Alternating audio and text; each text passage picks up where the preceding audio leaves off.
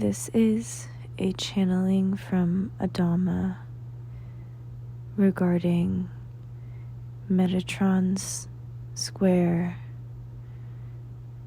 Metatron's cube, the Tetrahedron, and the Merkaba. Metatron is an angel of the 9th dimension, and he is most associated in your cultures with the cube, which is 2 tetrahedron stacked on top of each other in the 4th dimension. Although this shape cannot be conceived of in your 3rd dimension, modern advances of science have allowed you to conceive shadows of this shape.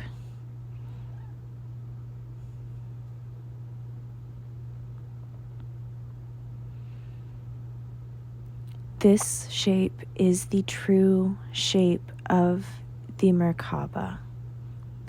It is frequently shown as the Star of David, as 2 interlocking triangles, for this is one way that the shadow of the tetrahedron can appear in a very simple form. I am using the word shadow because a shadow is a 2-dimensional projection of a 3-dimensional object.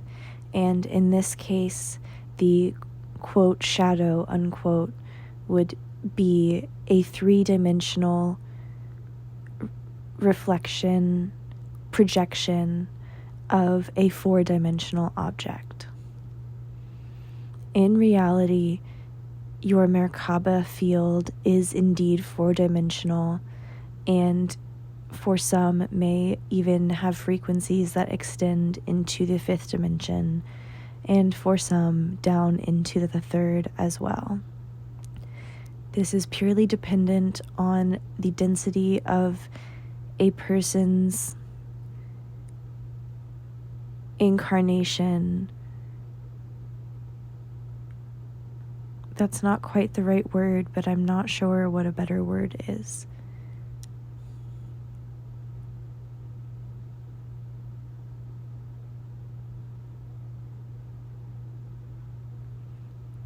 The Merkaba field, which is comprised of those 2 4-dimensional tetrahedron stacked on top of each other, spins at a very high rate and composes the torus field. One of the tetrahedron spins on a vertical axis, creating one torus field with your spine as the center. The second tetrahedron spins on a horizontal axis and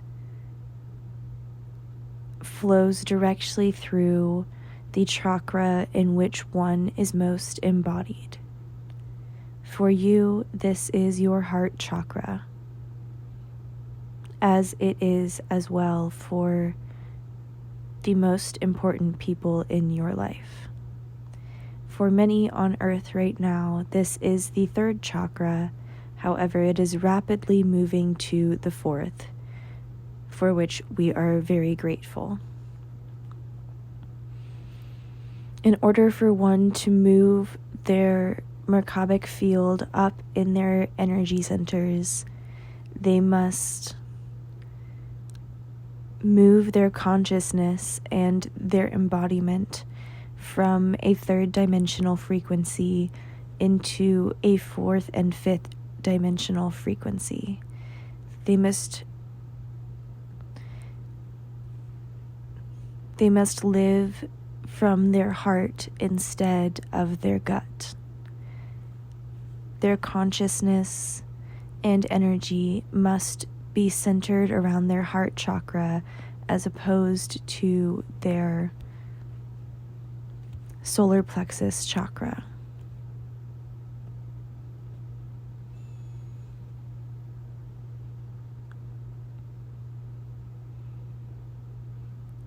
This can be done by a Kundalini awakening and rising, however, that is not necessary. In your case, it did indeed help cement your consciousness in your heart chakra. However, the majority of your energy already stemmed from that place.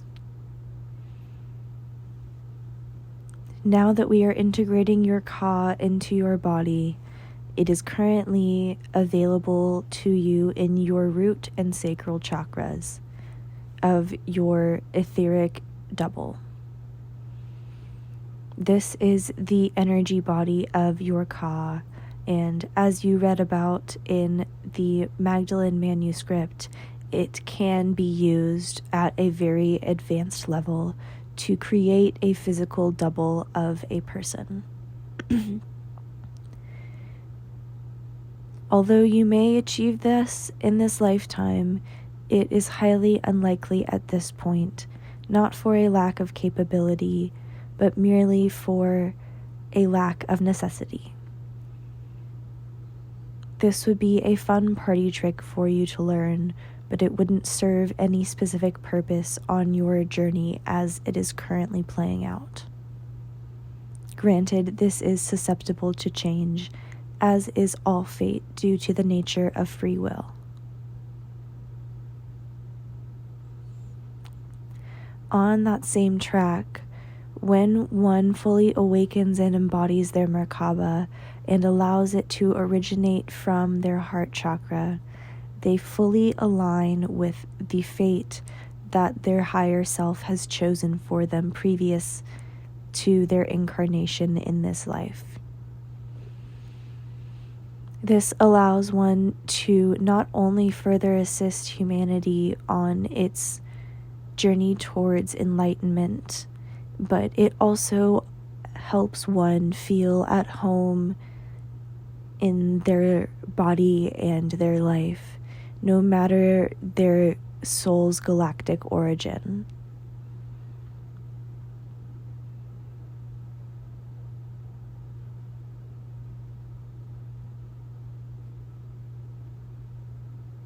I will now speak on the strength and stability of one's Merkaba. The strength of one's Merkaba is, of course, partially calculated or decided upon, judged by the amount of energy flowing through it. But it is also judged on the speed at which the Merkaba, the tetrahedrons, spin. This is a direct result of not only one's vibrational frequency, but also their thought frames per minute or per second. The faster one's thoughts, one's consciousness has thoughts and process and has the capability to process things, the faster the tetrahedron will spin. The tetrahedra will spin. This will not only increase the magnetism of the Merkabic field, but it will also increase the energy by creating kinetic energy in the Merkaba field. Thus, this creates a positive feedback loop. And therefore, one who has a higher vibrational frequency finds it finds the inertia propels them further to more higher vibrational frequencies, whereas one at a lower frequency must work to gain up this inertia and momentum that will soon ease their evolutionary path. For most, this momentum is gained through therapy and other methods of processing and clearing trauma. Once this trauma is cleared, one may then begin purging the energy body of these stored traumas and any further traumas that may have been stored in the physical body. During this process, the momentum most of the momentum is gained, and momentum is gained at an exponential rate. Meaning that the more momentum you gain, the faster you gain momentum.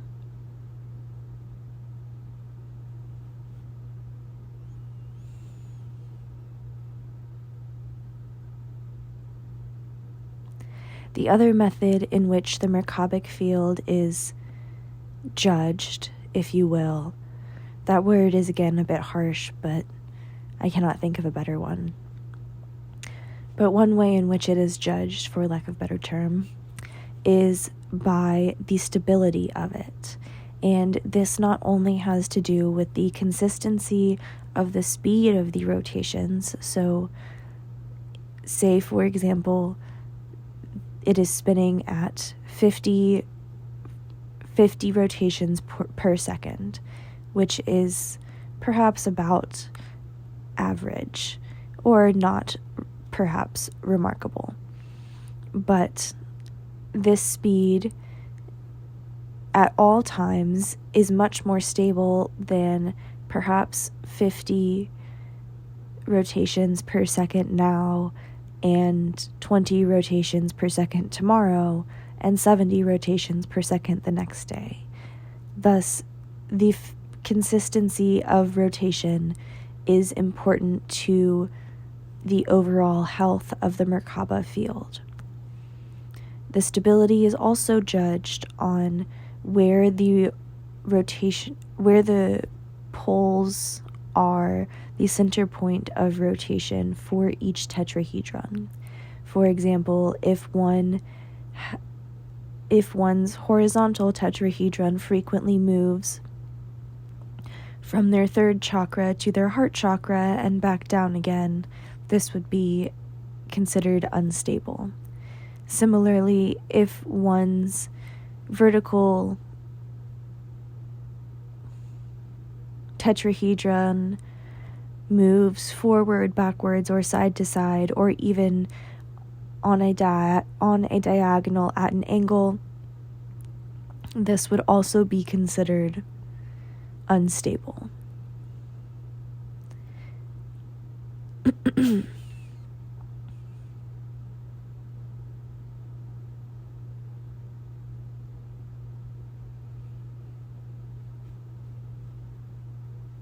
When one has a fully stable Merkabic field, then they may leave their body as vividly as is described in many of your folk tales and fantasy novels.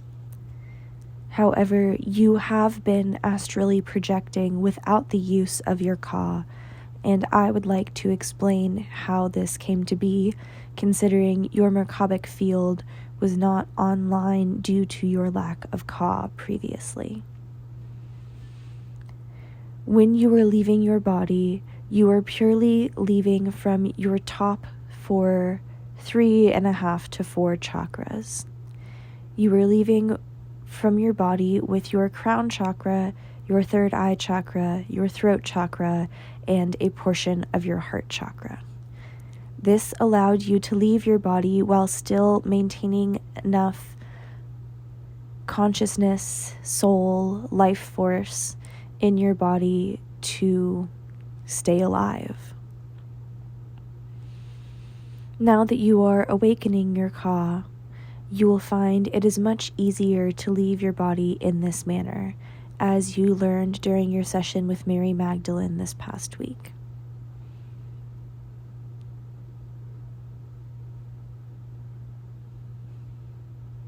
Once your Ka is fully embodied, you will find yourself able to be present outside of your body and inside of your body at the same time. And you may choose whether to leave your body with your Ka or your Ba, your higher self.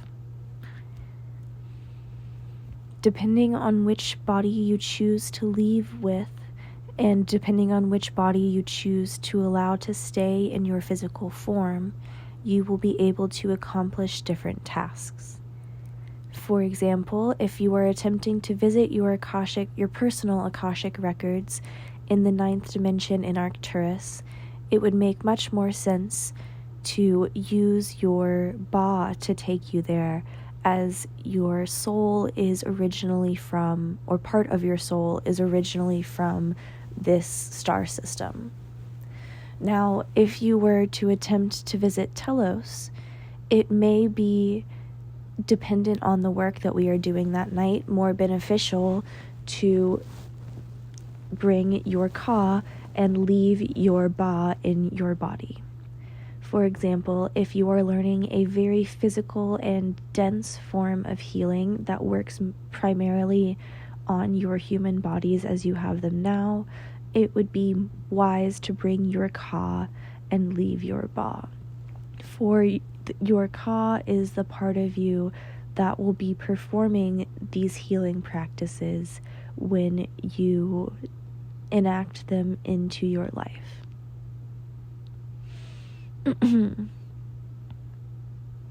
Similarly, if you are learning more energetic healing practices and psychological healing practices that enact on one's on one's Ba, then it would be wise to bring your Ba and your higher self with you to Telos at night, to allow for the part of you that is learning the information, to allow for the part of you that will be implementing this information to be the part that is learning it. I hope that made sense. That was a bit confuddled.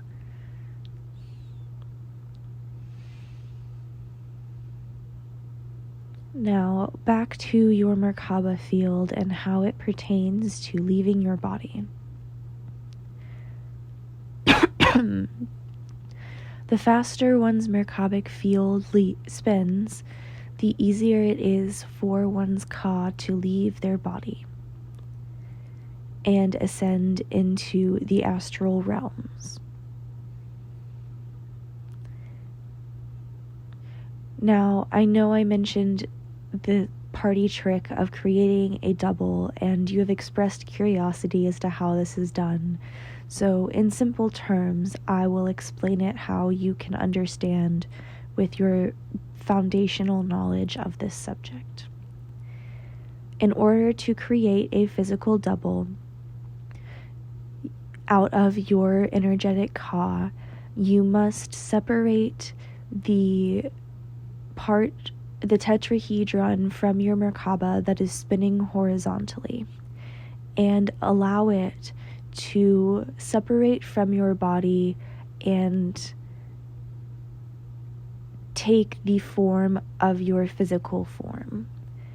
As you are envisioning this, you must also imagine the particles of your Merkabic form gathering density to take this shape. In this happening, the tetrahedron will disappear and transmorph itself into a physical form of you. The reason that this is an advanced practice is not only because of the emotions you are feeling right now, which are a slight fear, apprehension, and anxiety at seeing an exact copy of yourself in life, but also the difficulty and self-awareness that it takes to see yourself in such a clear enough picture that you can create a double of yourself that is passable to other people. In fact, the spookiest part of the entire learning process of this is creating doubles that don't look like you but still bear resemblance. For they can turn out quite creepy sometimes. Oh gosh, that's so creepy. I can just imagine them. Talk about something from a horror movie. Sorry, that was me. That wasn't Adama. But back to Adama. I always appreciate some humor in our channelings. Never feel afraid or hesitant to laugh or make comments from the peanut gallery, as you say. But when it comes to leaving your body with your Merkaba, you can choose to leave your body using your higher self or your Ba or your Ka, your higher self, or your human animal body, by choosing to leave, or by choosing which tetrahedron from your Merkaba is the one leaving your body. For example, if you would like to leave with your Ka, you will choose the horizontal tetrahedron. And if you would like to leave with your Ba, you would choose the vertical tetrahedron. This is indeed why the Kundalini energy runs directly up the spine in one singular column. Because the vertical tetrahedron forms a center of energy, a pathway of energy down the middle of the spinning tetrahedron that corresponds to your Ka. Similarly, as the tetrahedron that spins vertically goes about its orbit, its path, it intersects each of your chakras where the two serpents of the Ka energy do the similar action. So the serpents were merely adapted as a method of visualizing this energy and its movement. They are not true serpents inside of your body.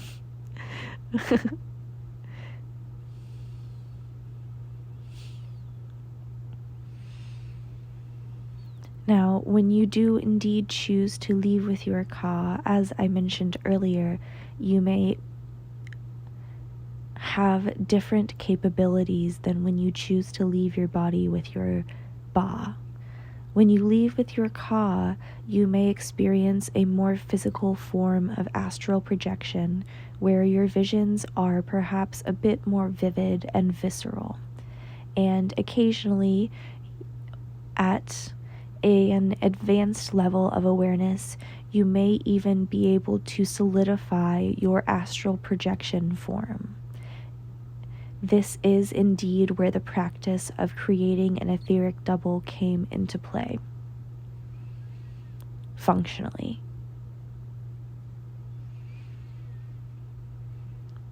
When you are astrally projecting with your Ka, you may also have more, you also have the capabilities to have a more physical effect on reality. A basic exercise for this would be to set a feather on a table in a room that you are not present in, and astrally project into that room and attempt to move the feather using your astral body. Once you are capable of this, you may progress on to more difficult to move objects, such as a coin. Another easy object to start with would be a flame. However, make sure there is no wind present in the room so you know that you are the sole cause of the flame moving. This would be a slight step down from the feather for some people if they have a natural affinity for the element of fire. because their affinity for fire will allow them to connect with the element itself and not necessarily the physical reality around it that is traditionally used in physical manifestation. Similarly, if one has an affinity for air or water or earth, they may attempt to use objects from these elements to ease their way into this practice and facilitate their path.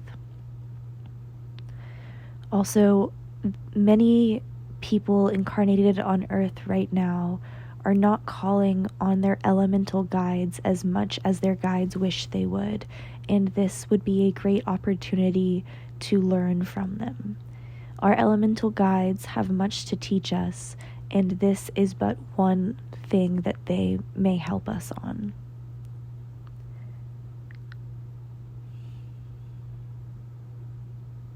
In your case, I am specifically speaking of the sylphs. They are feeling very restless, and while they love you asking about their day, they really don't care about that.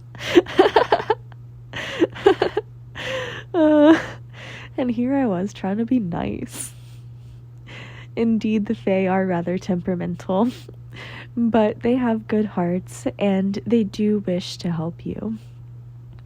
So this would be a good exercise and perhaps a way to placate their frustrations and antsiness. Crazy elementals.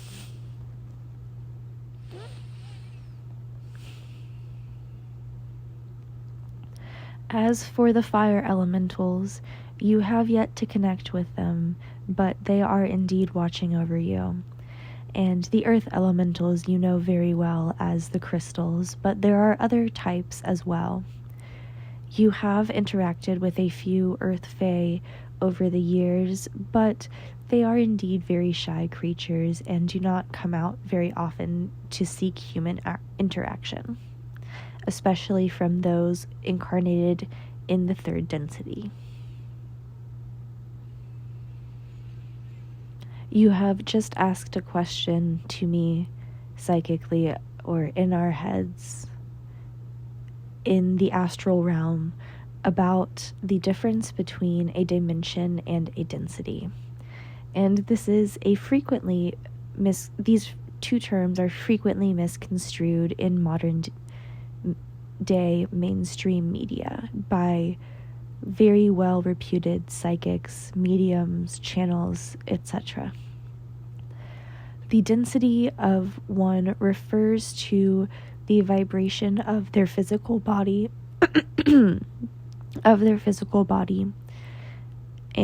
specifically of the lower three chakras. And the dimension refers to the bandwidth of energy in which they reside. So, for example, one may be of the third density, but have one may be of the third dimension, but have a density of the fifth dimension, merely due to their choice to incarnate in this third dimension.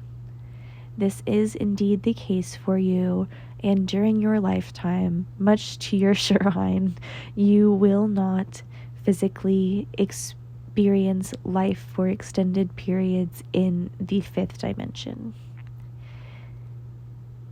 If it comes to pass, you may have opportunities to visit Telos physically, and of course, you are always welcome here in the astral realms, whether it is your Ka or Ba visiting. Next time you visit, I would encourage you to bring your Ka simply to see what it feels like and to allow your teachers here to instruct this part of you to aid the enmeshment process. This will be difficult until after your next session with Mary Magdalene. However, it is still possible if your Ka is properly charged.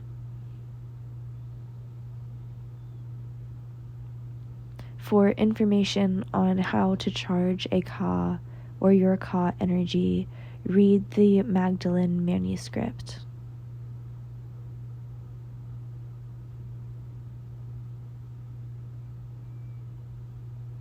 There are many valuable bits of information in that text, and Mary Magdalene is very knowledgeable of Ka.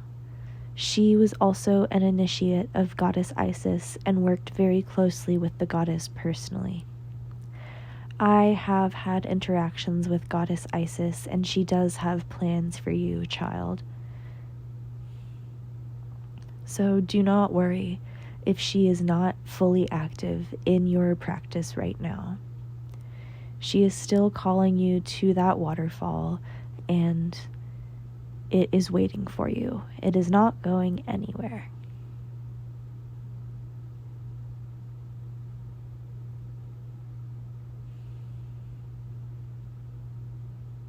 And that is the end of that, I think.